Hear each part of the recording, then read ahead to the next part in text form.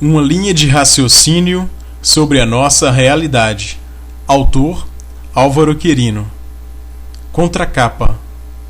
Nunca havia pensado em escrever um livro, nem mesmo um pequeno como este.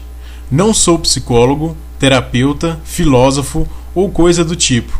Trabalho com computadores, estudo engenharia e até então nunca havia me interessado por assuntos melancólicos como morte, vida, realidade e etc. Até que em agosto de 2007, a mãe da minha esposa faleceu. E ela nunca mais foi a mesma. Dia após dia, semana após semana, conversávamos muito a respeito.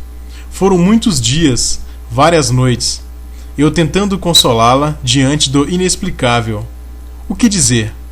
Passaram-se meses e meus argumentos acabaram-se.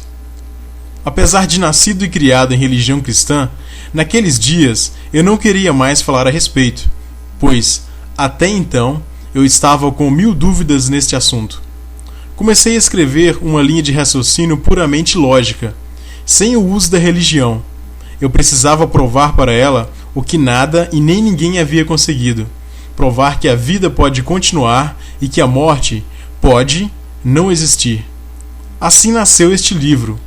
Baseei-me no cérebro e na lógica da nossa realidade para escrever esta linha de raciocínio que, apesar de ser muito séria, é também muito descontraída. Com modéstia digo que ficou muito boa. É claro que eu também não diria o contrário.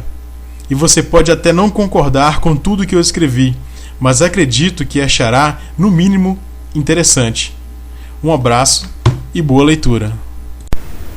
Buscamos a eternidade. O que é isso? Já planejou o que irá fazer amanhã? Eu já.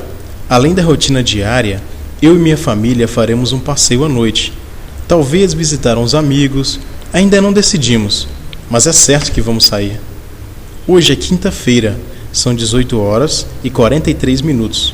Neste momento, estou dentro do ônibus, voltando do serviço para casa, 28 de maio de 2009.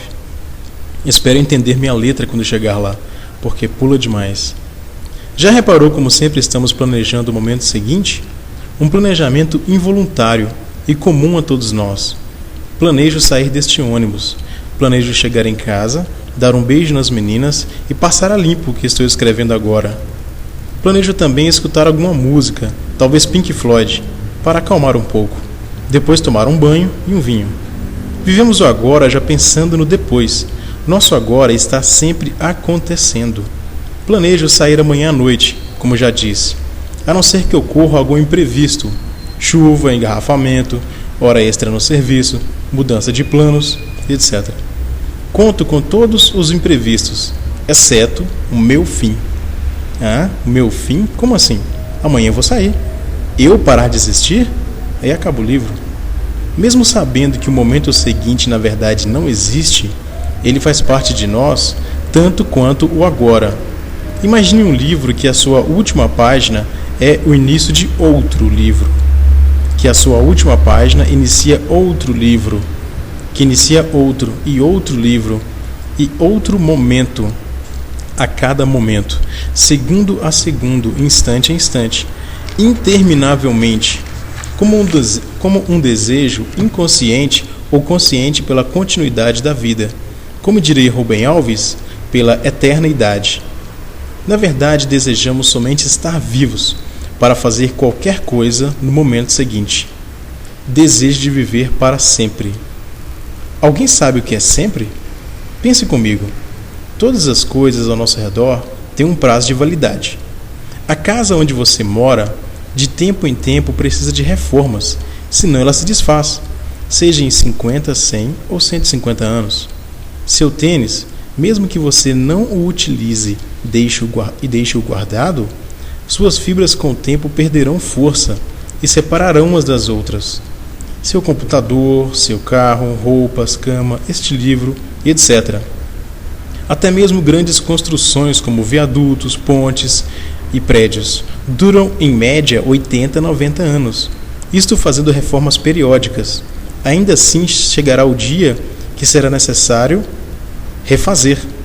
Um dos animais que mais vive é o jabuti, uma espécie de tartaruga, 150 anos. Existe uma árvore na Califórnia, nos Estados Unidos, que está com 4.768 anos, mas a média de vida das árvores é de 200, 300 anos. Fonte da editora Abril. Na Bíblia, um homem chamado Matusalém viveu 969 anos. Estima-se que atualmente o homem mais velho chegou a viver 111 anos e a mulher 129. E geralmente a mulher vive mais que o homem. Eu acho que elas os matam de raiva. É brincadeira. Ou seja, todas as coisas têm um fim, mesmo que durem muitos anos.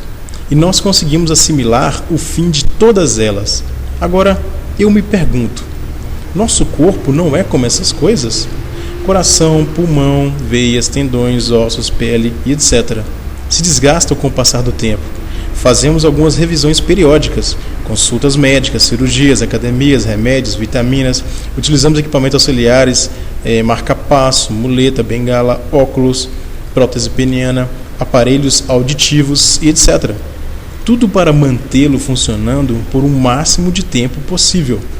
Mas é natural que, assim como um viaduto tem o seu prazo de validade, meu corpo também.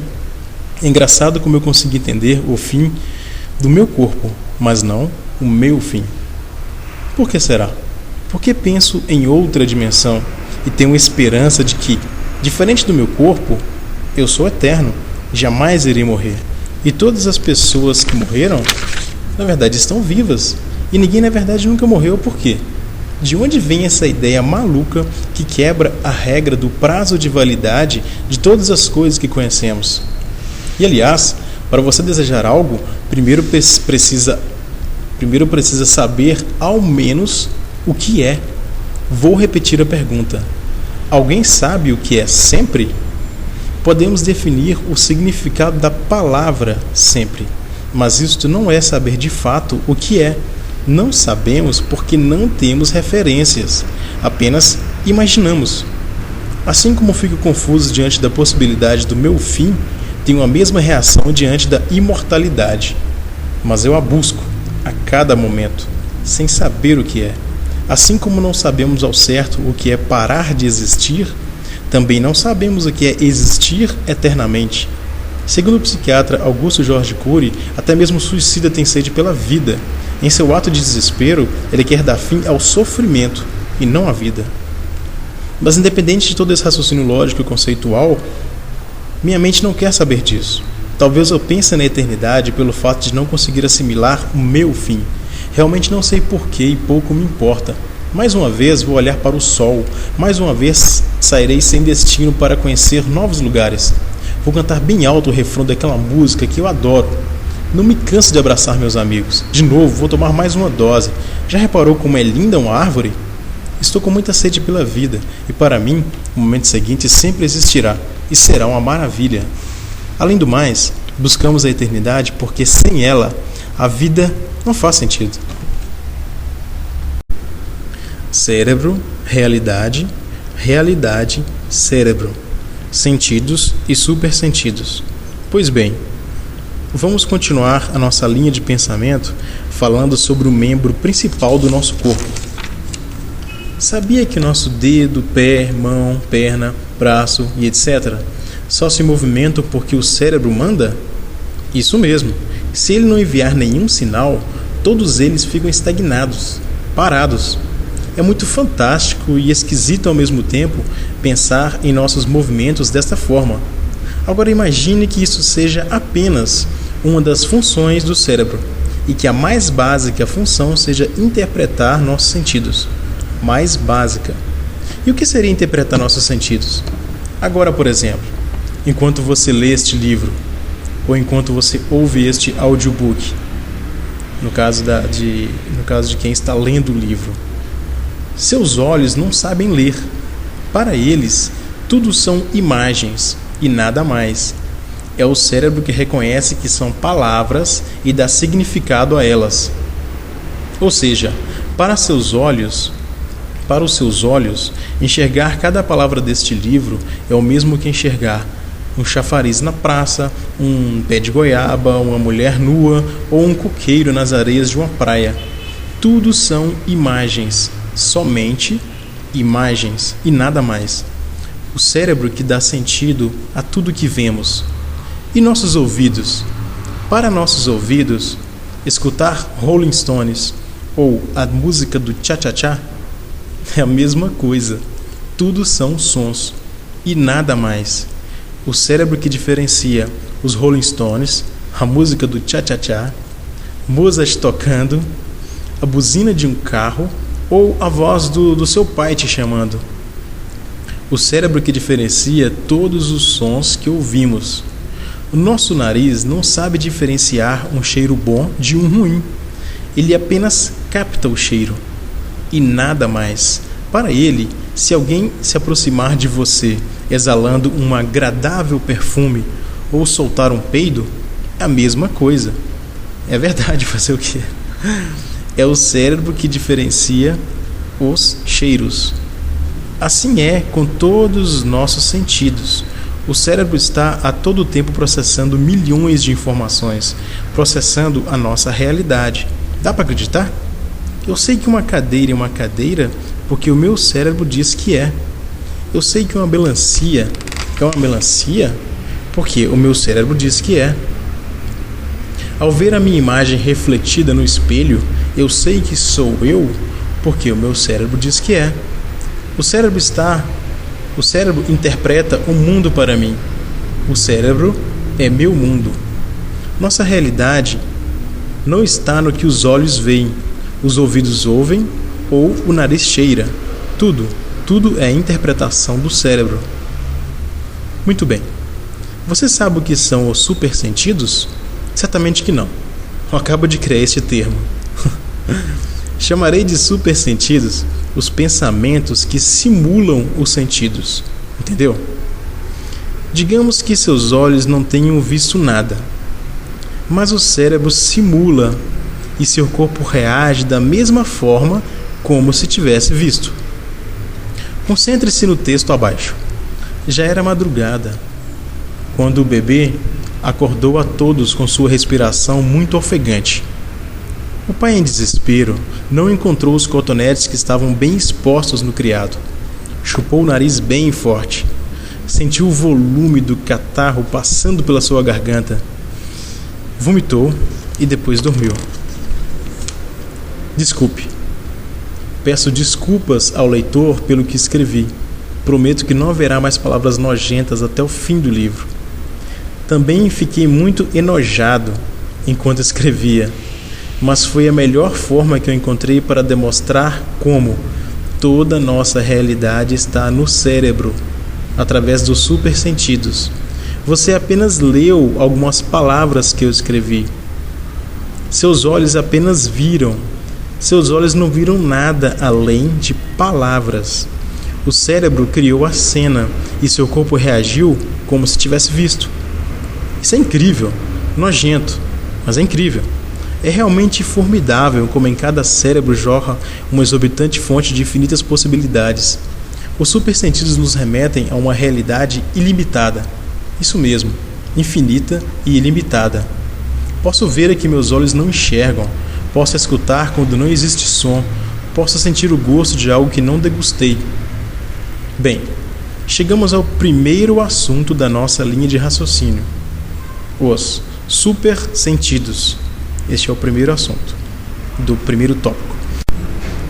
Eu dividi o livro, por se tratar de uma linha de raciocínio, eu dividi um livro em tópicos, e tem uma sequência desses tópicos, e vai do primeiro ao 10º tópico.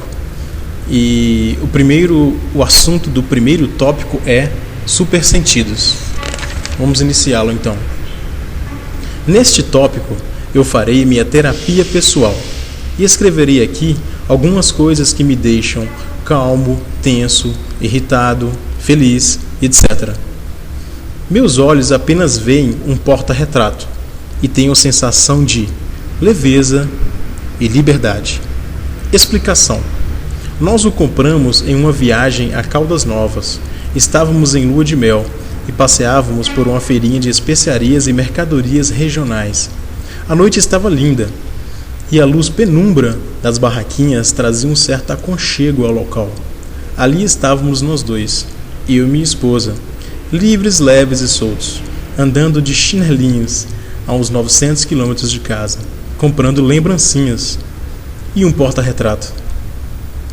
Meus olhos apenas captam músicas como que vês quando me vês, quando a mentira acabar, ou I still believe in your eyes.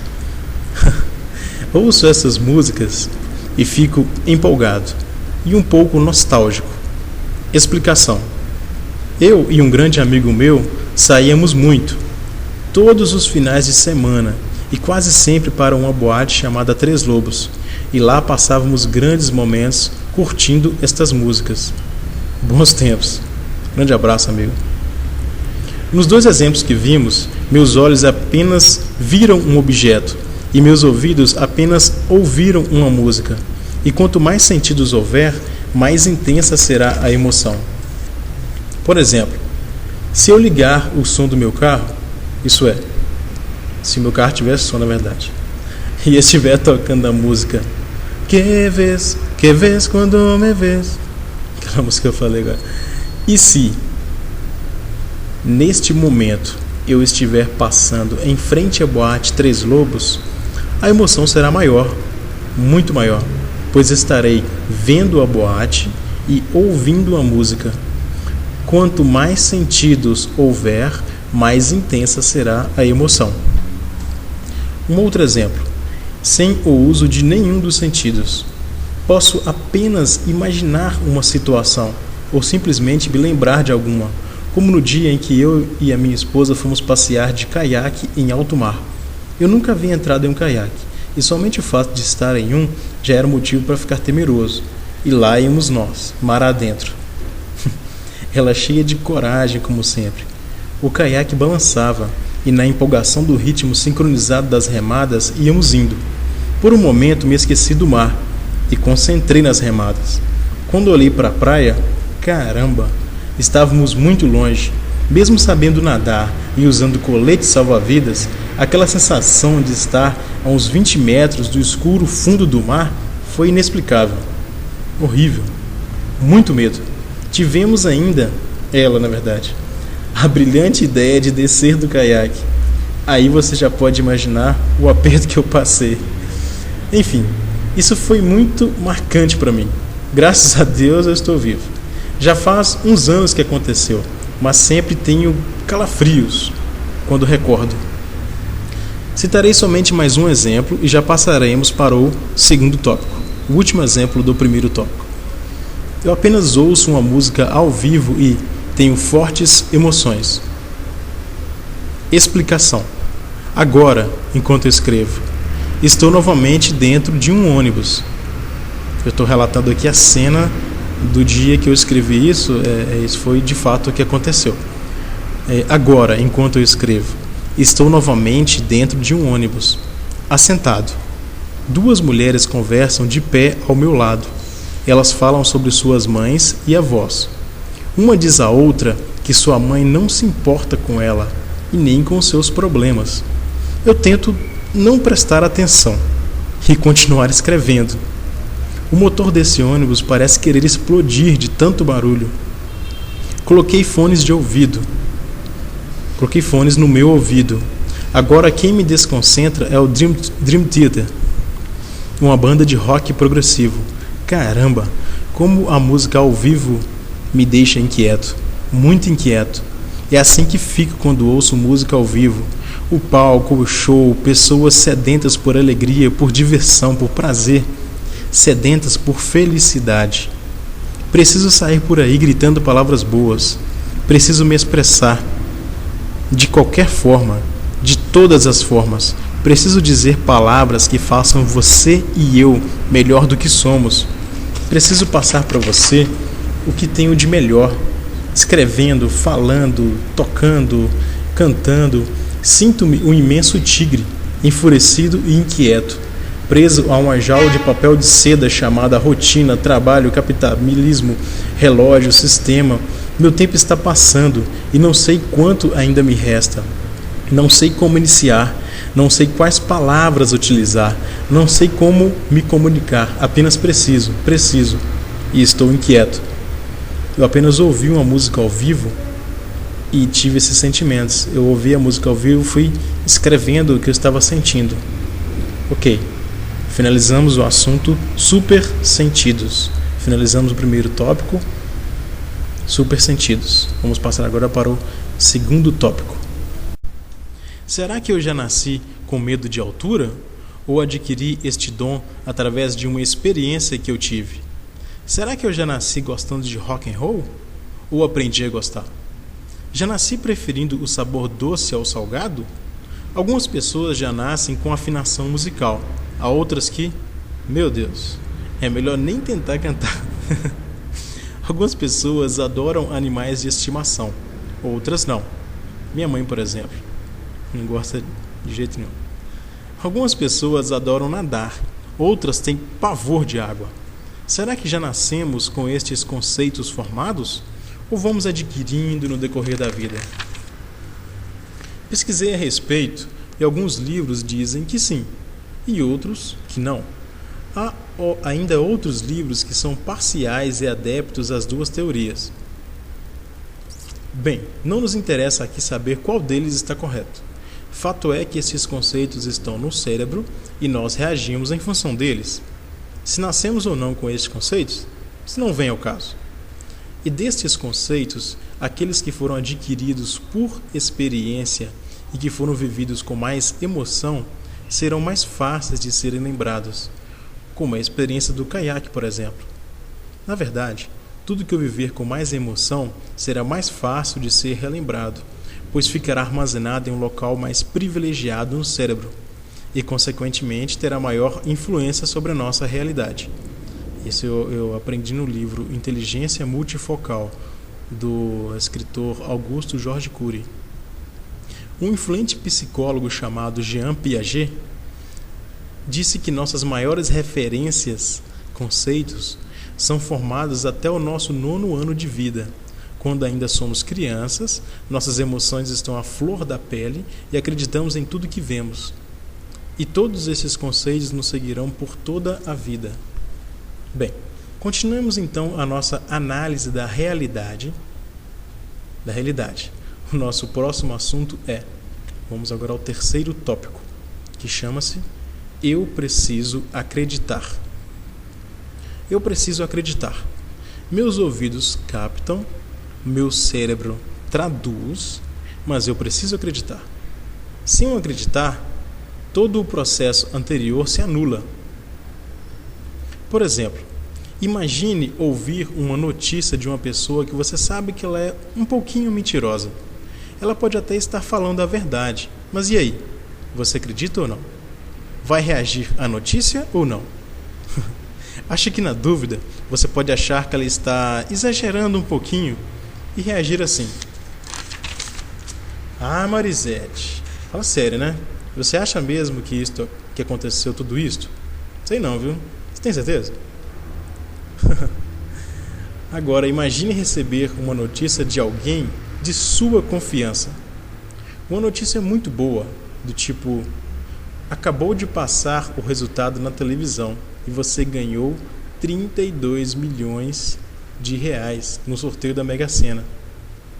Imagine você recebendo a notícia dessa, de uma pessoa de sua confiança. Você pode reagir assim: o quê? Eu ganhei o quê? Como assim? O que você falou? Você tá doida, menina? Eu ganhei, sabe? Você confia e acredita naquela pessoa, mas enquanto aquela informação estiver sendo processada na sua mente, você não reagirá em função dela, até que realmente acredite no que acabou de ouvir. E com isso, ao invés de sair pulando, gritando e comemorando, você pode pegar a cartela e entrar na internet para conferir o resultado. E é provável que, mesmo depois de conferi-lo com seus próprios olhos, ainda não acreditar e ficar meio aéreo até que a ficha caia. Enquanto a ficha não cair, você fica na dúvida e não sabe ao certo se pula ou não de alegria. Outro exemplo típico: alguém liga no seu celular e diz: desce correndo desse prédio porque ele está desabando. Como assim? Às vezes ficamos diante de situações óbvias e achamos que estão nos enganando. Só pode ser mentira, uma montagem, alguma pegadinha. Onde está a câmera escondida? Simplesmente não acreditamos no que estamos vendo. Alguém me belisque, por favor. Conversando com meu pai sobre esse assunto, ele me disse que certa vez teve um pensamento de que um dos nossos vizinhos havia morrido. Aquilo estava na sua cabeça, sem saber se era alguém que tinha lhe falado ou se ele havia sonhado com aquilo, enfim. Isso estava na sua cabeça. E aconteceu o seguinte: um dia pela manhã, meu pai estava em um depósito de material de construção, que ficava em frente à nossa casa. E quem entra no depósito? O dito vizinho. Meu pai disse que o mundo girou na sua frente. Ele não sabia se estava acordado ou sonhando.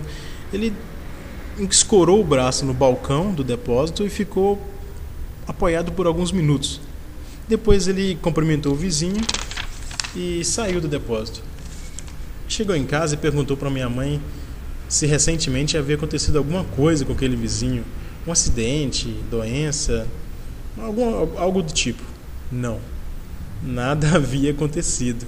Meu pai simplesmente acreditou naquilo, sem nenhuma prova. O motivo deste pensamento ir parar na cabeça do meu pai não vem ao caso. Talvez Freud explique.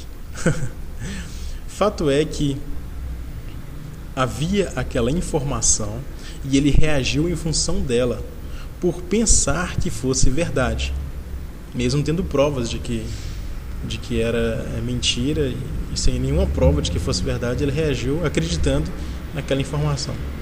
Resumindo tudo o que eu disse acima, eu reajo em função do que acredito ser verdade. Eu não reajo em função do que acredito ser mentira. Ok, mas o nosso acreditar é muito maluco. Começamos agora o tópico 3.1, que chama-se O Nosso Acreditar é Muito Maluco. Bem maluco.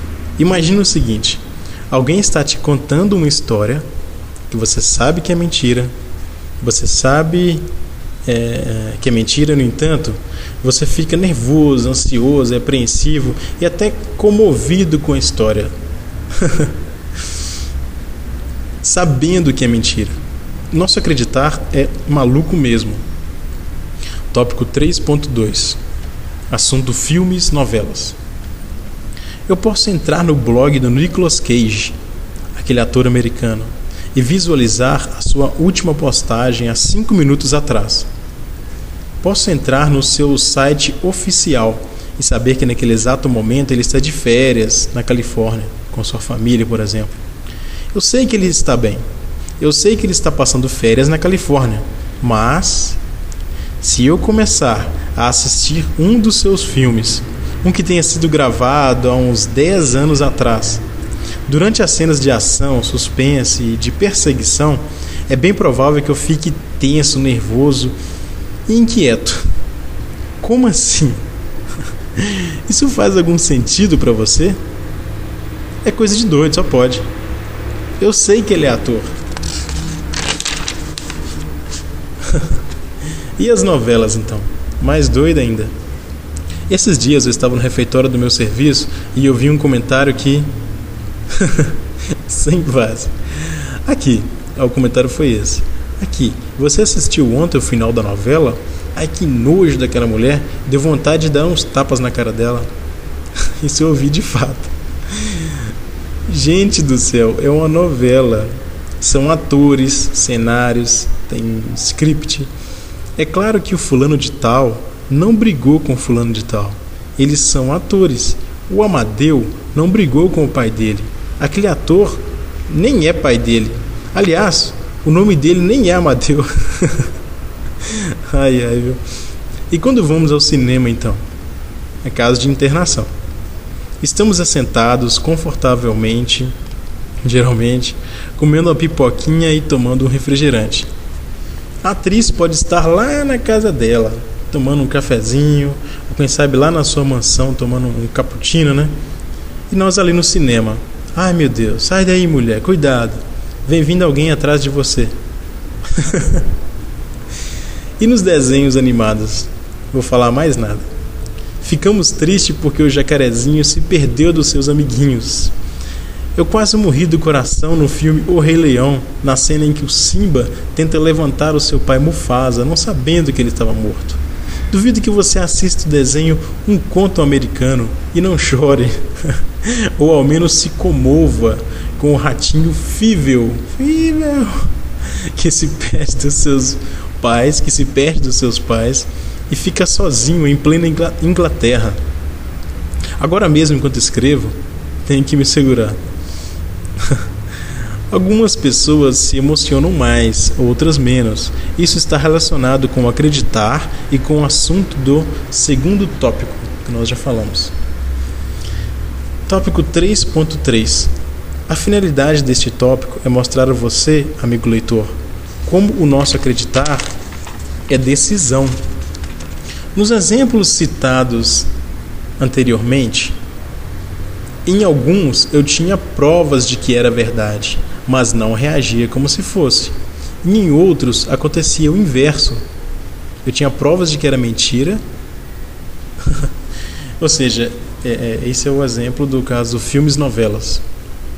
O nosso acreditar não só é decisão, como também é meio maluco. Você não precisa de provas. Não reagimos em função delas. Eu reajo em função do que acredito. Não precisa ser comprovado. É decisão. É meio maluco mesmo. Quarto tópico. Você sabia que o cérebro humano é a coisa mais complexa de tudo que se criou ou que foi criado? De tudo que existe? Tudo está nele. E até onde sabemos, nós somos os únicos seres racionais e portadores desta maravilhosa ferramenta? O cérebro parece ser o principal item de toda a criação. Talvez por isso ele seja tão complexo. E olha que eu não estou falando especificamente do cérebro da mulher, porque aí, meu amigo, o caso é grave, complexo demais. Vai entender a cabeça das mulheres. É brincadeira, viu? Bem, voltando a falar sério, este é um dos tópicos mais importantes do livro. Cérebro. Cérebro, cérebro, cérebro. Tudo está nele. E tudo são informações. E todas as informações estão nele.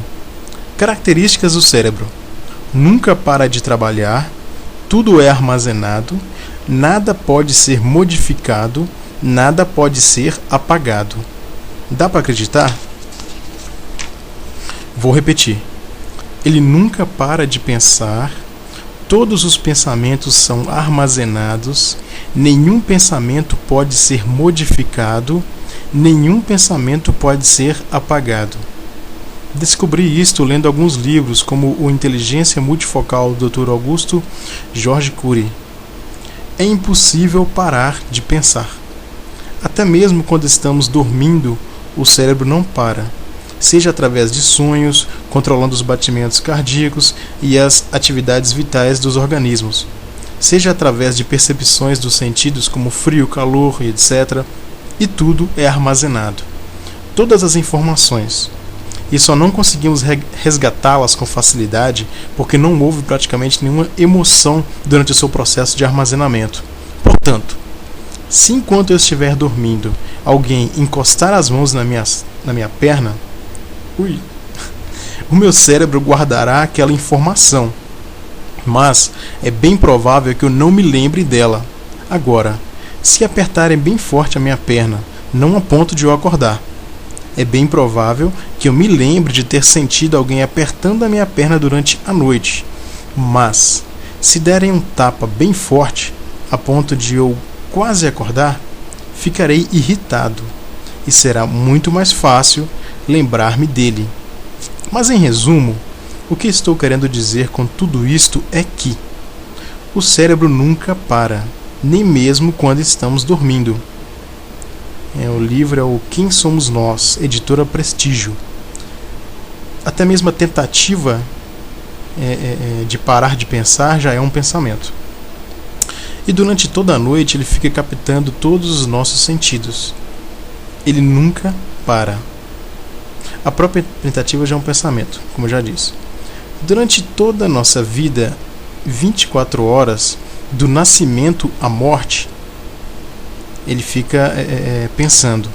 E toda a informação é armazenada e nada pode ser apagado. Baseando-me nestas informações, concluí que o momento seguinte, mencionado no início do livro, é sempre criado porque o cérebro nunca para de pensar. Em cada cérebro existe um histórico de pensamentos inalteráveis do início ao fim da nossa vida. E nada pode ser modificado, e nada pode ser apagado. Você já conseguiu apagar algum pensamento? Apagá-lo a ponto dele nunca haver existido? Talvez não consigamos pelo fato deles se unirem seguidamente, assim como essa palavra, né? Formando uma só informação, do início ao fim da nossa vida. E isso nos dá a ideia de alma. Mas comentaremos sobre isto mais abaixo. Hoje a ciência não consegue apagar pensamentos. Pode ser que no futuro consiga, mas até hoje não.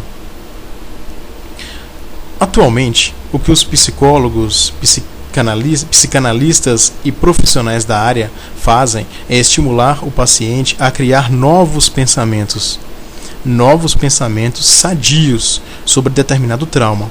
Por exemplo, uma pessoa com trauma de cachorro, muito medo, ela pode tê-lo adquirido porque teve uma experiência traumática, que pode estar relacionada ou simplesmente associada ao cachorro. Observação: isso também diz respeito ao assunto do segundo tópico. E o que os profissionais da área fazem é conversar com o paciente. Vão infiltrando na sua mente, conhecendo-a, descobrindo seus pensamentos e procurando por algo, algum momento, alguma experiência, alguma situação que poderia estar ligada direta ou indiretamente ao trauma. E para facilitar esse processo, eles podem utilizar, dependendo do caso do paciente, algum tipo de medicamento ou técnica. Mas no final de todo o tratamento, a finalidade do profissional é motivar o paciente a criar novos pensamentos sadios sobre aquele trauma. No caso do cachorro, por exemplo, o profissional poderá argumentar: os cachorros geralmente são dóceis conosco, são nossos melhores amigos. O profissional precisa fazer com que o paciente tenha bons pensamentos sobre o cachorro, e com o seguinte detalhe: estes novos pensamentos sadios precisam ser armazenados privilegiadamente, com entusiasmo e emoção, para serem lembrados com mais facilidade que o traumático, que também foi armazenado em um local privilegiado. E quando o paciente encontrar-se com o cachorro, o sentimento sadio precisa sobrescrever o traumático, precisa vir primeiro. Mas o que eu quero deixar bem claro é que os profissionais estimulam a criação de novos pensamentos, mas o pensamento traumático continua lá, continua no cérebro. Por isso é muito comum haver recaída em alguns pacientes. O psicanalista Sigmund Freud iniciou esta técnica e a estendeu aos sonhos, sexualidade, etc. Outros cientistas vieram depois e a evoluíram, criticaram e etc. E a cada dia as pesquisas se desenvolvem e surgem novas técnicas a partir desta ou não. Tópico 4.1 Técnica DCD. Já ouviu falar? Ela foi elaborada por um psicanalista chamado Augusto Jorge Cury e consiste resumidamente no seguinte: duvidar, criticar e determinar. No caso do medo ou trauma do cachorro, por exemplo, já existia no cérebro uma informação relacionada a ele, e toda vez que o dito paciente o avistava ou ouvia seus latidos, esta informação vinha à tona no seu cérebro. E o grande detalhe é o seguinte: essa informação é verdadeira, porque o paciente acredita e reage em função dela. E a técnica consiste no seguinte: você precisa duvidar daquela informação, ou seja, desacreditar dela. Será que eu preciso mesmo ter medo daquele cachorro? Por que tenho medo dele? Quais os motivos? Até as crianças se aproximam dele. Este é um exemplo muito delicado, pois pode se tratar de um cão bravo. Neste caso, teríamos mesmo que ter medo. Mas no exemplo em questão, trata-se de um cão dócil. E você precisa duvidar e criticar, como fizemos acima, e depois determinar. Nem todos os cachorros são bravos. Este pode ser mansinho. Vou ficar mais próximo dele. É claro que, dependendo do quadro do paciente, pode não ser tão simples assim para resolver, mas o tratamento é mais ou menos desta forma. Quinto tópico. Citarei um exemplo bem radical para comprovar como o verdadeiro significado de tudo está no cérebro. Não que você irá olhar para um celular e dizer, isto é uma jaca, se bem que alguns até parecem mesmo. Ou dizer, isto é um pão, passar manteiga e comer. Adiante, isto se explicará no item Observação 01. Mas vejamos um exemplo do que estou querendo dizer. Se alguém me disser, posso te dar um tapa na cara? Vou dizer, você tá doido? Tenta a sorte que eu te desço o braço. Até parece que eu tenho essa coragem toda. Agora, se me fizerem esta pergunta e também dizer que, depois que eu levar aquele tapa, acordarei para uma nova realidade, despertarei para um novo horizonte que se abrirá e transformará todas as minhas mazelas em alegria, que tudo será melhor do que era antes, e quanto mais forte fosse aquele tapa, mais rápido preenchido seria desta realidade. Bate, bate. Pode descer o braço. Vamos analisar a situação acima. Por que ter uma impressão de que o tapa do primeiro caso irá doer menos que o tapa do segundo caso irá doer menos que o do primeiro? Isto considerando que os dois tapas sejam iguais. Por que isso ocorre? Aí você pode me dizer, mas é claro, no segundo caso o tapa pelo menos valeu a pena. Ok, tudo bem, concordo com você, mas eu te pergunto, os dois tapas não são iguais? Observação 01. Não digo que no segundo caso o tapa não irá doer. Estou aqui supondo que poderia ser diferente e doer menos. Explicação. O que é um tapa? No seu cérebro existe uma informação de que é uma agressão e que dói. Ok. No primeiro caso, você o interpreta somente utilizando esta informação. E as consequências são somente em função deste conceito. Agora, já no segundo caso, temos duas informações para interpretá-lo. A informação do tapa em geral, do primeiro caso, e aquela outra informação, que é, depois daquele tapa, eu acordarei para uma realidade, blá, blá. Esta outra informação não tem nenhuma relação com o tapa em geral, mas está totalmente relacionada com o tapa em questão. Portanto, o cérebro utilizará essas duas informações para interpretá-lo. Observação 02. Um caso parecido pode acontecer quando alguém leva um tapa sem estar esperando, de surpresa. Além do susto, a dor geralmente é maior, mas se o agressor te dizer, vou te bater, de certa forma, mesmo que inconscientemente, você já se prepara. Mas isso pode fazer doer menos ou até mais, pois às vezes um pensamento sobre algo pode ser pior ou melhor do que ele mesmo. Observação 03. O mesmo pode acontecer com as pessoas que se autoflagelam. Não que elas não sintam dor, mas de certa forma a dor pode ser menor do que normalmente seria, acreditando-se que ela é necessária. Ou poderá com isso aumentar a sua resistência e ou diminuir a sua sensibilidade. O mesmo acontece com o masoquismo ou o sadomasoquismo. Vamos então à resposta. Imagine um lindo cachorro caminhando por uma praia cheia de pessoas de diferentes idades e sexo. Cada uma dessas pessoas, quando avistassem o cachorro, teriam reações diferentes umas às outras. Se o verdadeiro significado do cachorro estivesse no cachorro, todas as pessoas, quando o avistassem, reagiriam da mesma forma. O verdadeiro significado do cachorro não está nele, está nas informações que o cérebro utilizará para interpretá-lo. Cada cérebro. E da mesma forma, o verdadeiro significado do tapa não está no tapa, está nas informações que o cérebro utilizará para interpretá-lo. Nas informações relacionadas ao tapa, a cada tapa. O mesmo acontece com um beijo, com cada beijo. O mesmo acontece com a lingerie, com cada lingerie. O mesmo acontece com um cachorro manso ou bravo, com cada cachorro. O mesmo acontece com tudo. Todos os sons, todos os cheiros, todas as imagens, cada som, cada cheiro, cada imagem. No cérebro está tudo. Tudo, inclusive eu. Sexto tópico, eu. Quem sou eu? Quem eu sou? 1,76 m de altura, olhos claros, moreno claro, cabelos enrolados e castanhos, 82 quilos, 2 braços, 2 pernas, 2 mãos, 2 pés, 20 dedos, 2 orelhas, 1 nariz, pele, ossos, cartilagens, veias, tendões, alguns músculos, 1 coração, 2 pulmões, 2 rins, etc. Esse sou eu? E se num acidente eu perder um braço? E se eu cair e ralar a perna? E se eu doar algum órgão? E se eu doar sangue? E se eu receber algum órgão doado? E se Eu deixarei de ser eu? Quem sou eu? O que me faz ser quem sou? Não falo no sentido filosófico, tipo, o que sou eu além de animal racional? Não. Eu falo num sentido racional. O que me faz ser quem sou? Eu sou as informações que estão no meu cérebro. Nasço com parte delas, ou não, e outras vou adquirindo no decorrer da vida, conforme vimos no segundo tópico.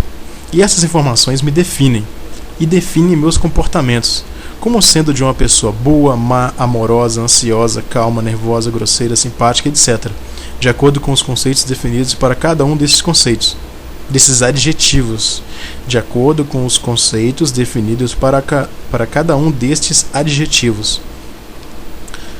Sétimo tópico. O que temos são informações. Tudo o que temos são informações. Toda a nossa realidade. Tudo que temos e tudo que somos são informações. Informações. Isso é tudo e nada mais, e não existe mais nada além disso. Imagine um cérebro dentro de um recipiente com água. Imagine um cérebro e só.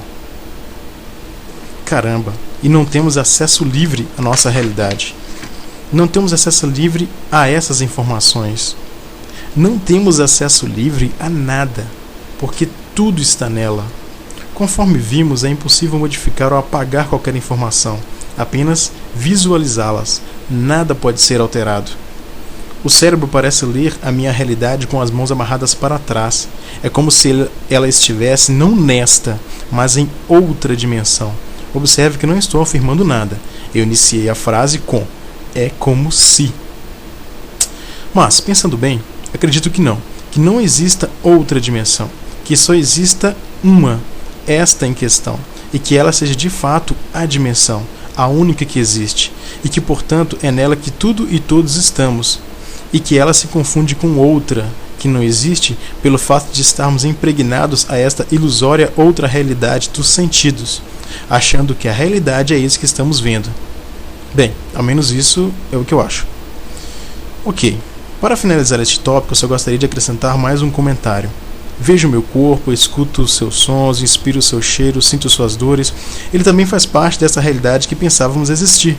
Ao que tudo indica, pelo fato do verdadeiro significado dele estar não nesta realidade dos sentidos, mas na verdadeira, não importa se nesta ele está aqui ou ali, não importa onde e nem em que estado ele se encontra, pois esta não é a sua realidade, verdadeira realidade. E todas as informações, ou quase todas, poderão até se modificar, acrescentar, de acordo com as condições em que ele estiver, inclusive o meu eu verdadeiro. Mas tudo permanecerá onde está e onde sempre esteve. Sendo assim, ao que tudo indica, mesmo quando morremos o corpo, nós não vamos a lugar algum. Continuamos onde sempre estivemos, continuamos onde estamos agora.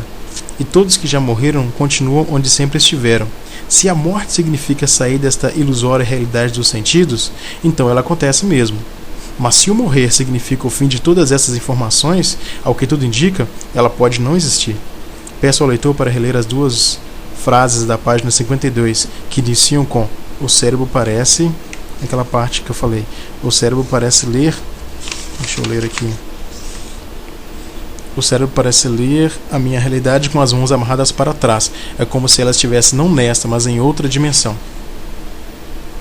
Observe que eu estou colocando sempre "é como se", "ao que tudo indica", "talvez". Eu estou fazendo uma análise da realidade, eu estou pensando sobre a realidade, não estou afirmando nada, estou pensando. Continuando agora. Sua realidade e seu eu verdadeiro continuam onde sempre estiveram. Coloquei até isso aqui, observe que não estou afirmando nada. Mas você não precisa concordar comigo agora. Estamos em uma linha de raciocínio e voltaremos desse assunto mais adiante. O nosso próximo assunto é primeiro amor, ou primeiro sentimento.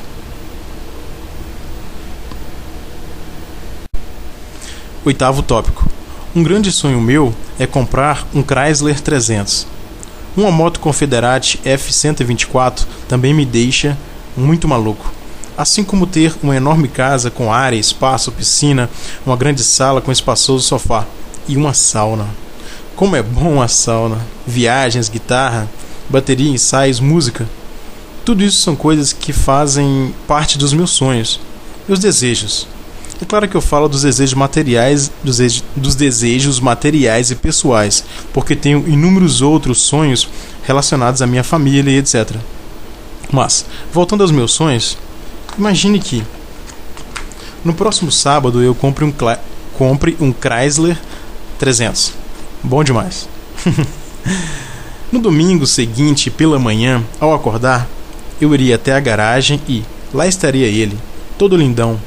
Painel enorme, bancos espaçosos, um motor super potente, etc.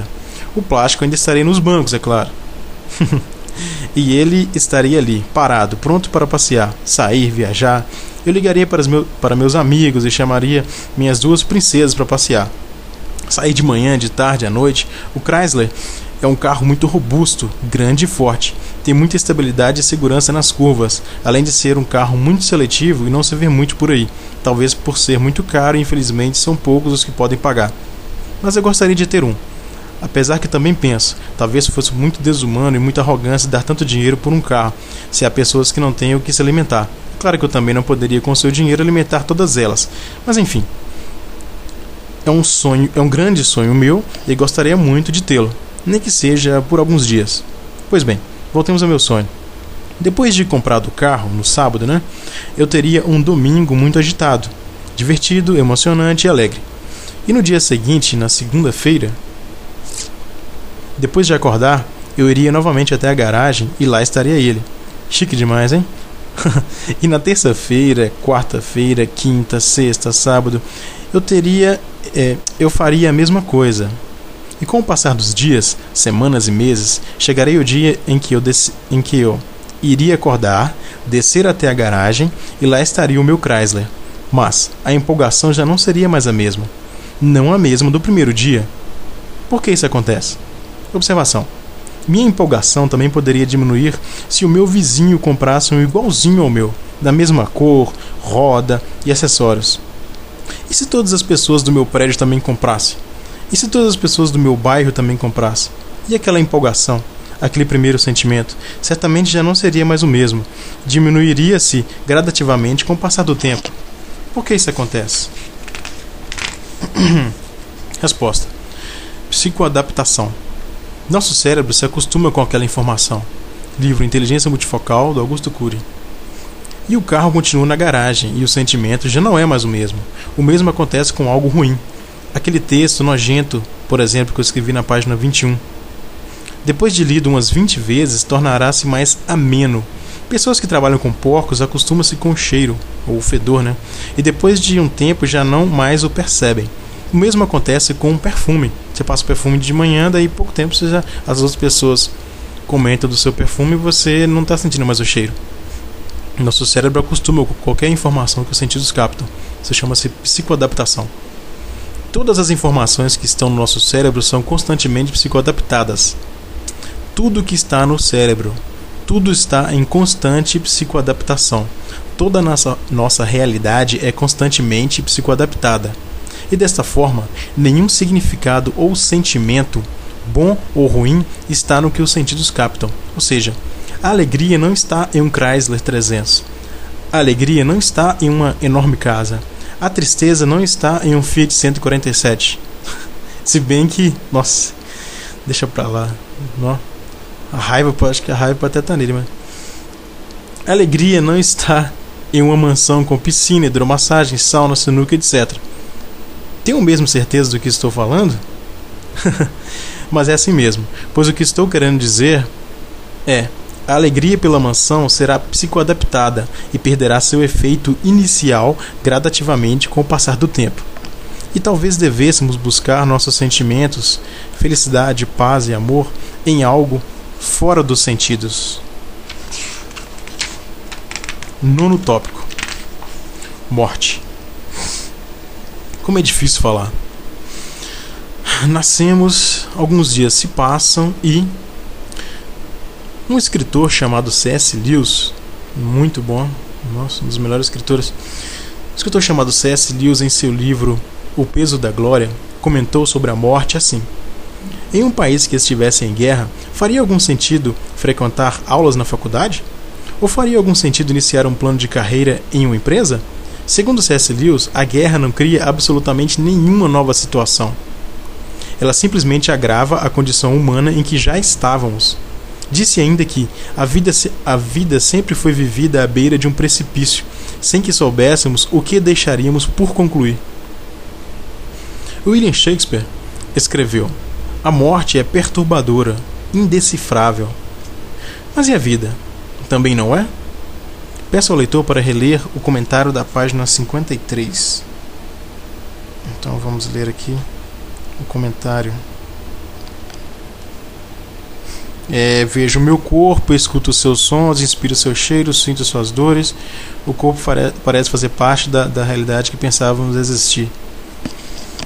Enfim, continuando. Morte. E essas informações poderão ser apagadas. Quer dizer, é uma pergunta. E essas informações poderão ser apagadas a ponto de nunca haverem existido? A realidade que se formou, o ser, desaparecer a ponto de nunca haverem existido? Vejamos o caso da Anita, mãe da minha esposa, por exemplo, que faleceu em agosto de 2007. O que fazia ela existir? Eram as informações relacionadas a ela que estavam no meu cérebro? Eram as informações relacionadas a ela que estavam no cérebro da minha esposa? Eram as informações relacionadas a ela que estavam no cérebro dos seus filhos? Marido, irmãos, conhecidos, da sua mãe? Se for assim, e daqui a 200 anos, quando eu e todas essas pessoas tivermos morrido, aí sim, ela não mais existirá? Ao que tudo indica, não é bem assim. Até porque, em cada cérebro citado acima, existe uma Anita diferente.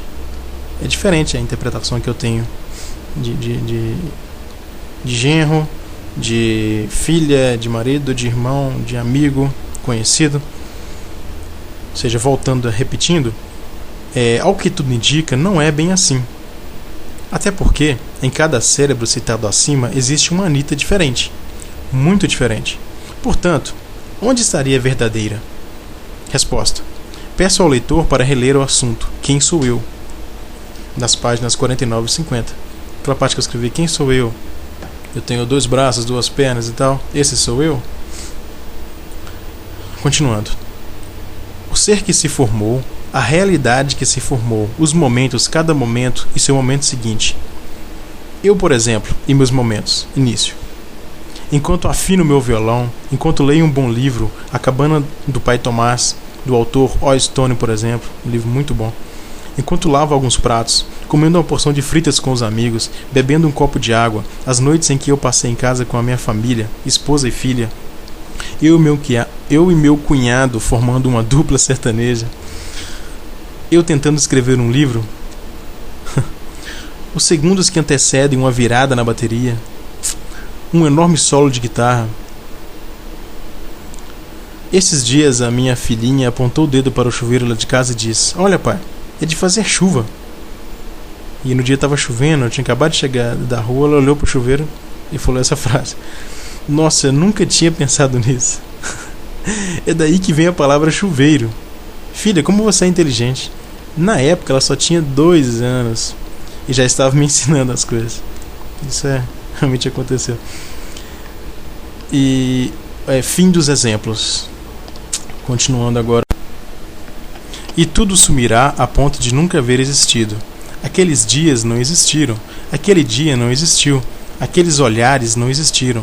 Nem aqueles sorrisos. Tudo desaparecerá a ponto de nunca haver existido. Caramba, isso é muito profundo. E ridículo. Seria como se eu nunca tivesse vivido aqueles momentos. Seria como se eu nunca tivesse escrito esta palavra. E você nunca tivesse lido esta. Ou seja, esta palavra, né? Vamos pensar mais um pouco. Assunto tempo. Um pensamento é atemporal, fora do tempo. Se é que nós sabemos o que de fato seja, pois não há alguém que tenha tido alguma experiência desse tipo. Mas enfim, se um pensamento é atemporal e tudo são pensamentos, então a nossa realidade é atemporal. Hoje posso pensar no ontem e no amanhã e juntar os dois. como se não existisse o antes e o depois. Como saber o início ou o fim dos meus pensamentos? Quando foi que eu comecei a pensar? Qual foi o meu primeiro pensamento? Às vezes, uma informação de 11 anos atrás me parece mais lúcida que uma de meia hora atrás. Isto relaciona-se com o assunto do segundo tópico: pensamentos soltos no cérebro, sem ordem cronológica dos fatos, atemporal, sem relógios ou calendários. Assunto: espaço. Posso imaginar uma avenida de Nova York passando pelo meu bairro. Posso imaginar a Torre Eiffel dentro de um estádio de futebol. Posso imaginar o meu carro sobrevoando o Oceano Pacífico. Assunto: tempo e espaço. Assim como nos pensamentos não existe o tempo, parece não existir o espaço, aqui ou ali, e eles parecem unir-se formando uma só variável, tempo e espaço. Albert Einstein comentou sobre isto na sua teoria da relatividade, provando que a velocidade da luz, sim, é absoluta, mas que os intervalos de tempo e espaço são relativos, que tempo, espaço e movimento dependem do observador, que dois relógios parados marcam a mesma hora, mas dois relógios em movimento muito acelerado podem marcar horas diferentes. Isto mesmo, podem marcar horas diferentes. Dá para acreditar? Sem lógica mesmo, né? E Albert Einstein exemplificou assim: uma aeronave voando a 0,8 da velocidade da luz em relação à Terra, dentro da aeronave o tempo passaria mais devagar. Portanto, depois de passados 50 anos na Terra, dentro da aeronave teriam passados 30, por causa da velocidade. Livro Conheça Einstein, autor Joseph Schwartz. Inacreditável, não é mesmo? Mas fato é que a teoria da relatividade está relacionada com as leis da física e nada tem a ver com os nossos pensamentos. Além do mais, fisicamente falando, mesmo utilizando esta teoria revolucionária de Albert Einstein, não podemos voltar no tempo, diferentemente dos pensamentos. Eu só comentei esta teoria para demonstrar a você, amigo leitor, como que o tempo e o espaço são relativos e podem variar tanto nos pensamentos como fisicamente falando. Assunto: espaço e tempo. Fim. E isto me faz pensar sobre a eternidade. Talvez, pela relatividade do tempo, nunca tenhamos nascido e, portanto, nunca morreremos. Talvez, pela relatividade do espaço, nunca tenhamos vindo de lugar algum e, portanto, nunca iremos a outro. Já estamos no céu desde que nascemos, ou no inferno, como queira. Você, eu, todos nós, inclusive nossos infinitos ancestrais e infinitos descendentes. Mas talvez, por estarmos ainda nesta realidade dos sentidos, não tenhamos contato com todos eles. Calma, viu, gente? Só estou aqui supondo algumas coisas. Quem sou eu para afirmar alguma coisa desse tipo? Afinal de contas, até mesmo a utilização do termo céu pode ser questionada por alguns. Se um pensamento é atemporal e tudo são pensamentos, então a nossa realidade é atemporal. Talvez quem morreu há 100 anos atrás chegará ao céu junto com quem morreu hoje e junto com quem morrerá daqui a 100 anos. Talvez algumas pessoas já estejam lá, mas na verdade chegaremos todos juntos. Que loucura! Que loucura falar sobre a morte. Desapareceria a ponto de nunca haver existido. Peço ao leitor para reler o final da página 61 e início da 62. Vamos ver o que é. Final da 61. Sobre as informações sumirem a ponto de nunca haverem existido. Ou seja, as informações que estavam no cérebro das pessoas conhecidas. Enfim, continuando a leitura. Assunto: alma. Peço ao leitor que leia pausadamente a pergunta abaixo, relacionando-a com a introdução deste livro. Por que consigo entender o fim do meu corpo, mas não o meu fim? Lembra que eu falei sobre isso no início do livro? Eu falei sobre o prazo de validade e tal. E então, por que eu consigo entender o fim do meu corpo, mas não o meu fim? Algo dentro de mim parece acreditar ou saber da existência de alguma coisa a mais. Quero continuar. E esse desejo parece não vir do corpo, e por isso ele não o compreende. Talvez isso responda à pergunta acima, fazendo referência à alma, ou a algo além do corpo. E este algo parece estar fora e ao mesmo tempo incluído em tudo. Não acredito que meus pensamentos sejam a minha alma, mas certamente são eles que se comunicam com algo além do corpo. Fim do assunto alma. Afinal, somos racionais. E por quê? Existe algum motivo para sermos racionais? Para que toda essa eternidade se existe a morte do corpo? Se fomos criados para a eternidade, qual o sentido da morte? Será que a vida é uma coisa boa e a morte uma coisa ruim? Ou será o contrário? Eu não sei. As referências que tenho de coisas boas, felicidades, são daqui. Não consigo ver a felicidade depois da morte. Sair com os amigos, dançar com minha filha, ouvir uma música, amar minha esposa, família, amigos, etc. Não conheço outras felicidades além destas. Assunto céu. Agora inicio o assunto céu. Ou qualquer outro nome que queira dar. Anjinhos tocando harpinhas, nuvens branquinhas, andar nas ruas de ouro, nadar numa lagoa de cristais, voar entre as estrelas. Não vejo muita felicidade nessas coisas. Se bem que voar entre as estrelas seria bem legal. Mas mesmo que tudo isto sejam metáforas e o céu não seja assim, a verdade é que não tem outras referências de felicidade além das que citei. E se vou mesmo continuar depois da morte, terei que me lembrar de tudo que está no meu cérebro, porque é o que eu sou, e uma informação que se perder, não seria mais eu continuando. Afinal, para que serviria aquele tal histórico de pensamentos? Mas voltando à primeira pergunta, se fomos criados para a eternidade, então qual é o sentido da morte? Vamos pensar um pouco sobre isso. Por que eu sei o que é a felicidade? Ou, por que tenho referências de felicidade? É porque tenho referências de tristeza.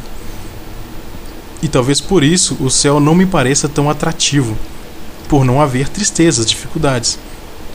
As tristezas nos fazem valorizar a felicidade, as derrotas nos fazem valorizar as vitórias, as doenças nos fazem valorizar a saúde, a morte nos faz valorizar a vida. O valor da alegria está na tristeza, o valor da vitória está na derrota, o valor da saúde está na doença. Se não houvesse a tristeza, a alegria não teria valor. Se não houvesse a derrota, a vitória não teria valor. Se não houvesse a doença, a saúde não teria valor. Se não houvesse a morte, a vida não teria valor. E talvez isto responda à pergunta: a morte talvez exista para valorizar a vida. Valorizo a vida porque existe a morte. O valor da vida está na morte. Se não houvesse a morte, a vida não teria valor. Talvez. Lembre-se que tudo que eu estou fazendo é análise sobre a realidade. É uma linha de raciocínio, são pensamentos, não estou afirmando nada. As coisas ruins parecem fazer as coisas boas serem boas. O mal parece fazer o bem ser bom. Senão, ele seria simplesmente normal. Se não houvesse o mal, o bem seria simplesmente sem graça. Talvez. Tenho até medo do que vou dizer, mas... Ou o mal. Repare que eu iniciei com ou. Tenho até medo do que vou dizer, mas... Ou o mal faz parte do bem, ou estamos errados com relação aos nossos conceitos de bom e mal, ou talvez exista toda essa paranoia de bom e mal, vida e morte, para criar em nós uma necessidade de algo a mais. Vou explicar. Mesmo quando estamos bem, quando tudo está indo bem, a própria monotonia faz minimizar nosso estado de espírito, conforme vimos no 8º tópico. E mesmo quando coisas boas acontecem, estamos sempre em busca de mais felicidade no momento seguinte. E essa sede é constante, como uma fonte infinita e insaciável. E talvez essa paranoia mencionada acima exista para que reconhecêssemos a limitação dos nossos sentidos, a nossa limitação, a pequenez que somos e a necessidade que temos em ter como fonte principal para nossos sentimentos algo fora deles, sentidos. Ou talvez, e muitos outros talvez, né? Ou seja, muitas dúvidas. Por que a nossa realidade é assim? Inicia-se o tópico 9.1. Por que a nossa realidade é assim? Com muitos talvez, muitas dúvidas, é como se, ao que tudo indica. Por que a nossa realidade é assim? De onde eu vim, para onde eu vou, quem é Deus, quem foi Deus, sobre a vida, sobre a morte, sobre o céu, enfim. Como vimos na página 18, os sentidos apenas captam as imagens. Chafariz, mulher nua, etc. Os sentidos apenas captam os sons, os cheiros, etc. Mas não os seus significados. Como vimos naquele exemplo radical do tópico 5º, nenhum significado está no que os sentidos captam, nem mesmo sendo para a mesma pessoa. Vimos no tópico 3.3 que a nossa realidade é baseada no acreditar, e ela não precisa dos sentidos para ser comprovada. Vimos no 8º tópico, primeiro amor, que nenhum sentimento está no que os sentidos captam, por causa da psicoadaptação. E também por causa da psicoadaptação, nenhum significado verdade está no que os sentidos captam. Posso levitar na sua frente e você filmar, fotografar, e em poucos dias, meses ou anos você achará que foi um truque e me pedirá para levitar novamente. É muito vulnerável, né? Essa realidade dos sentidos, ela muda muito, ela é vulnerável, não é? Enfim. Por que a nossa realidade é assim? Por que parece estar meio que fora dos sentidos? Existe algum motivo para tudo isso? Por que a nossa realidade é assim? Por que somos racionais? A pergunta-chave é essa. Por que somos racionais? Existe algum motivo para sermos? E como vimos no item acima, por que nossa realidade é assim?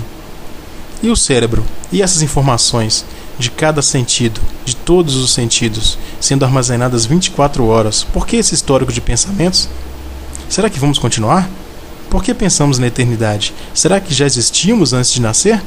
Por que existe esse mistério da vida e da morte? Parece que temos raízes em outra dimensão. E esse desejo de continuar? Será que vamos mesmo? Por que consigo entender o fim do meu corpo, mas não o meu fim? Céu e inferno, existem essas coisas? E se tudo acabar mesmo e não existir mais nada além disso aqui? Eu nunca vi Deus, você já? Talvez ele seja uma válvula de escape diante do inexplicável. É impossível provar a sua existência. Talvez porque ela seja tão óbvia. Essa é a minha opinião na realidade, pessoal. Talvez seja inútil escrever sobre isto e não estejamos fazendo nada mais que um autoconhecimento. Afinal, onde estaria Deus se não dentro do meu cérebro? Será que em minhas orações não estaria eu conversando comigo mesmo? Por que tenho tantas dúvidas? Por quê? Por que sou racional? Por que encontro algumas respostas, mas nenhuma delas me convence? Bem, aqui finaliza o assunto dúvidas. Ok, a realidade acabou até aqui e assunto dúvida. Agora eu inicio a minha teoria, que é a teoria da dúvida. Bem, iniciarei agora o assunto mais importante deste livro. Ele é tão importante que poderia ser o seu título. Eu escrevi até aqui o que penso sobre a vida, o céu, a morte, a realidade, etc. Não fui o único a fazer isso. Muitos pensadores fizeram o mesmo. Platão, Sócrates, Aristóteles, Pascal, Jung, Nietzsche, Einstein, C.S. Lewis, Rubem Alves, Vinícius de Moraes, Cecília Meirelles, etc. E assim como eu, alguns deles, depois de muito escrever, também tiveram suas dúvidas. Algumas teorias escritas foram mais bem aceitas que outras, mas nenhuma é tida como verdade absoluta. Nenhuma. Alguns exemplos de teorias que foram escritas. Platão, por exemplo, um grande discípulo de Sócrates, escreveu uma teoria e a nomeou de A Caverna de Platão. Na sua teoria, ele desvendou toda a nossa realidade, discernindo o que é real do que é imaginário. Ele mudou nossa perspectiva de ver a vida e a realidade. Ela foi escrita por volta de 457 a.C. e até hoje é aplicada nas universidades. Alguns pensadores vieram depois e a criticaram, evoluíram. Um grande escritor russo chamado Leon Tolstói, em um dos seus livros, fez o seguinte comentário: os materialistas se equivocam ao limitar a vida na vida em si. Ou seja, ele acreditava que existia algo além da vida, além da vida. A alma é uma borboleta. Há um instante em que uma voz nos diz que chegou o momento de uma grande metamorfose. Rubem Alves escreveu isso ao comentar sobre a morte. Penso que, sendo o céu redondo, um dia nos encontraremos. Cecília Meirelles. Só há duas maneiras de viver a vida. A primeira é vivê-la como se os milagres não existissem, e a outra é vivê-la como se tudo fosse um milagre. Albert Einstein. Um escritor russo chamado Fyodor Dostoiévski, em seu romance O Possuído, disse: o infinito e o eterno são tão essenciais ao homem como o pequeno planeta no qual habita. Uns acreditam em Deus, outros não. Um dos mais influentes filósofos de todos os tempos, chamado Carl Jung, ao comentar sobre a vida em seu livro O Pensamento Vivo de Jung, disse: não estou certo de nada. Não tenho mesmo, para dizer a verdade, nenhuma convicção definitiva a respeito do que quer que seja a vida, né? Sei apenas que nasci e que existo. Experimento o sentimento de ser levado pelas coisas. Existo à base de algo que não conheço. Apesar de toda a incerteza, sinto a solidez do que existe e a continuidade do meu ser, tal como sou. Alguns pensadores tinham um pensamento, mas depois mudaram de opinião no decorrer de suas vidas. Conta-se que Voltaire, um famoso pensador, depois de muito escrever sobre sua descrença em Deus, teve um fim inusitado. Sua enfermeira disse: "Por todo o dinheiro da Europa, não quero mais ver o incrédulo morrer." Durante toda a noite ele gritou por perdão. Yaroslavsky, que ocupava o cargo de presidente do Movimento Internacional dos Ateus, disse: "Queime todos os meus livros, o santo espera por mim." E o que dizer de Friedrich Nietzsche, então? Um dos maiores filósofos de todos os tempos, ateísta e autor da famosa frase: "Deus está morto." Depois de escrever inúmeros livros relatando sua descrença em Deus, em seu último chamado Assim Falou Zaratustra, foi considerado por muitos leitores como sendo a sua última tentativa de resgatar a sua fé, buscar contato com Deus. Aliás, na minha opinião, a ideia de Nietzsche, inconscientemente ou declarada inconscientemente, era de procurar Deus, provocando-o. Mas como não se provoca aquilo que você diz não existir, na minha opinião, somente aquela frase "Deus está morto" já deixa escancarada a sua enorme fé, absolutamente exposta por uma sede, por um Deus que vive. Esta é a minha opinião. Exemplos. Quer dizer, fim dos exemplos, na realidade. Ok. Mas o que eu quero dizer com todas essas... Eu acabei de citar vários exemplos de teoria de pessoas, entendeu? Que é mais coisa incerta do que certa. Tinha pessoas que tinham opinião, depois mudaram de opinião. Acabei de citar vários exemplos. E agora chegou o fim dos exemplos. Ok, mas o que eu quero dizer com todas essas teorias que eu citei é que são teorias, análises, e em todos estes séculos, de tudo que já foi escrito, não há um pensamento unânime, uma verdade absoluta, comprovada. São pensamentos, linhas de raciocínio. Talvez não haja uma verdade que seja absoluta, ou talvez ela ainda não tenha sido revelada, ou já foi, mas não conseguimos enxergá-la, ou quem sabe uns a enxerguem e outros não. Talvez ela nunca esteve oculta. Essa é a minha opinião, ela nunca esteve oculta. A respeito disso, o filósofo pré-socrático Xenófanes disse: "Nenhum homem conhece ou conhecerá algum dia a verdade acerca de tudo e de Deus, porque mesmo que alguém por acaso dissesse toda a verdade, não obstante, não a reconheceríamos." Achei muito interessante esse pensamento. Eu já havia pensado também desta forma, e baseei-me inicialmente nele para começar a escrever o que eu chamei de teoria da dúvida. É claro que trata-se de uma teoria subjetiva, mas realmente estou muito convicto das palavras que escrevi.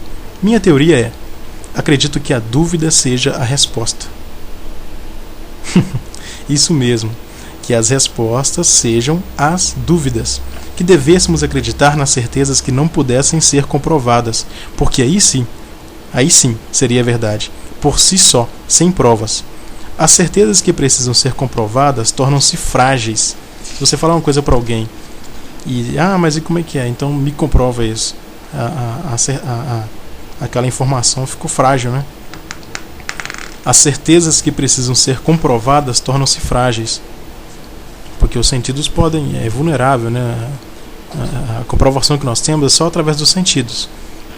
Não tem outra forma, né? Toda comprovação é através dos sentidos. Os sentidos são vulneráveis, né? Ou seja, toda informação, toda certeza que precisa dos sentidos para ser comprovada, ela é uma informação, uma certeza vulnerável. Mesmo que a ciência ou a filosofia comprovem todas as verdades, a nossa certeza continuará no que a gente acredita. E como vimos no tópico 3.3, toda informação, sendo ela comprovada ou não, pode ser duvidada, questionada e psicoadaptada. Página 76. Posso levitar na sua frente. As certezas não precisam ser comprovadas. E o mais surpreendente disso tudo é que as dúvidas nos conduzem àquela que parece ser a realidade, a verdadeira realidade, a única que existe, onde o significado de tudo está no acreditar. E no acreditar incondicionalmente, sem provas, sem comprovação, sem entender. As dúvidas nos levam a uma loucura chamada fé. 10º tópico. Fim da linha de raciocínio. Acabou a linha de raciocínio aqui então. Agora o 10º tópico. Acredito que assim seja a nossa realidade. Acabei de dizer o que eu acho que é a nossa realidade. E que existe um motivo dela ser assim. Existe um motivo. Para que diante das dúvidas tivéssemos a fé como única alternativa. E desta forma saíssemos dos sentidos e descobríssemos então esta outra dimensão que está fora deles. O motivo da nossa realidade ser assim é para que soubéssemos da existência de outra. Carta à minha esposa. Amor, isso é tudo que eu tinha para lhe dizer. O primeiro passo para acreditar na eternidade é acreditar que você também faz parte dela, que todos nós fazemos. Nunca devemos temer a morte, nunca. Ela pode até ser o maior dos males que todos os nossos sentidos podem captar, mas será medíocre se comparada à nossa fé, que está fora deles. Não falo isso da boca para fora, como uma palavra de consolo. Não. Pode acreditar que não. Realmente acredito em tudo que escrevi. A minha vida não faria sentido se tudo isto não fosse verdade. Em resumo, tudo o que eu quis dizer no livro é: acredito no céu. Final do livro. Amigo leitor, espero que tenha gostado das palavras que escrevi e sinta-se bem com elas. Minha esposa disse que foram esclarecedoras. Grande abraço e obrigado. No meu próximo livro, falarei sobre o cristianismo e como ele, por incrível que pareça, se encaixa em tudo isso que eu falei. As palavras de Jesus fizeram e fazem muito sentido e estão em harmonia com esta nossa realidade. Escreverei mais também sobre o assunto cérebro. Meus contatos são: meu e-mail alvaroquerino, com Q-U-E, alvaroquerino@hotmail.com e www.facebook.com/alvaro.neto1010.